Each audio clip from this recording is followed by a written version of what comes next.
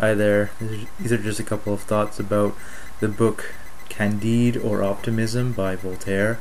It was written in the 18th century, right around the period known as Enlightenment.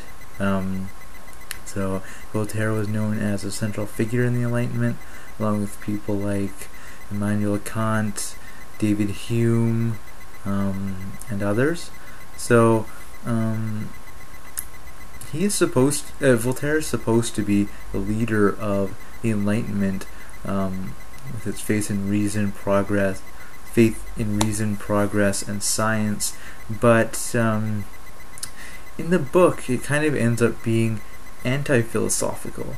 The conclusion of the book is that one should cultivate one's garden privately, or maybe in a small group, but not think too much, not philosophize too much. And so what he attacks through the novel is the metaphysical system of optimism, which was formulated by the German rationalist philosopher Gottfried Leibniz, who is also publishing his work around the same time as Voltaire.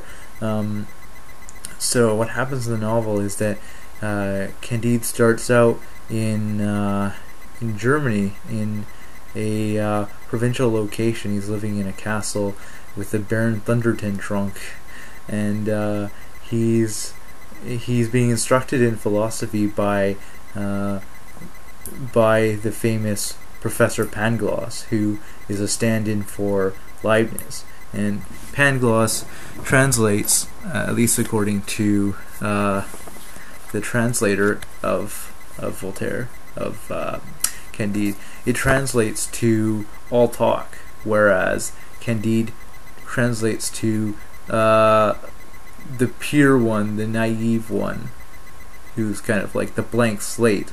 You can think of in Locke's philosophy, the tabula rasa. So he naively accepts Pangloss's philosophy of optimism, which states that all is for the best and the best of all possible worlds. Well, a problem for this is the problem of evil in the world.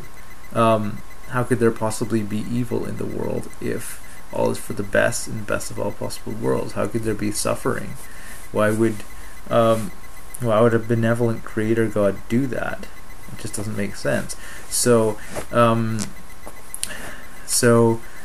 Candide has to go throughout the world and see all of this suffering and hardship and tragedy happening in there, and he realizes that he can't accept optimism, but he keeps coming back to it. I mean, at times he tries to, when things go well for him, he kind of naively accepts it again. He says, oh well, now everything's for the best and the best of all possible worlds, because I found the woman I love, or something like that. But the philosophy just doesn't hold water. It can't hold up to experience. I guess to me that seemed like a major theme in the novel was that you can't hold a belief in something which is countered by experience. I mean, that's the big thing with cultural belief, is it has to somehow conform to your experience.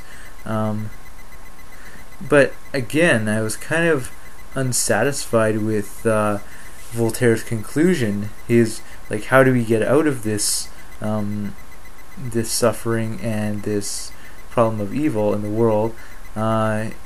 He's suggesting the garden, but it doesn't seem to me like a solution, because in order for Candide and his group to be able to work on the farm, which happens to be in Turkey, they have to pay money. They basically have to own property in order to have a solution that escapes all the problems of the world. So I guess I would criticize that, because what about the people who can't own property? What are they going to do? But I think he's definitely on the right track when he suggests that that work or activity is more important than thought or contemplation. I mean, he suggests that maybe philosophy and theory do have a place in this garden, but not the central role that they somewhat occupied in the very beginning of the novel. But it seems like his solution could potentially apply to more people. I mean, the kind of people that Candide encounters throughout the novel are suffering from basically a universal affliction. They're all worried about the hypocrisy that they live in their lives, but nobody really communicates that to each other. I think if more people understood each other, understood that they all go through these kind of experiences, then some sort of culture could be established around that. But Voltaire doesn't really pursue that, and I think that's a problem.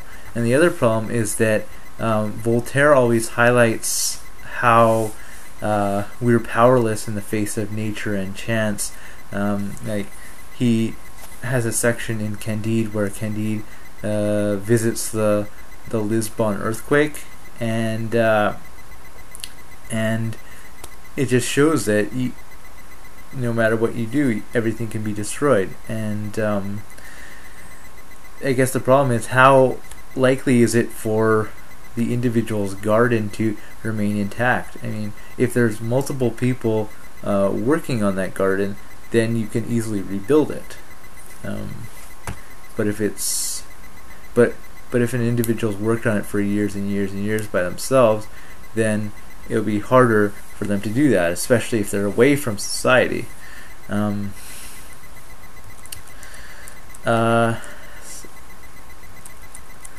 have other criticisms of it too, but that's the main one.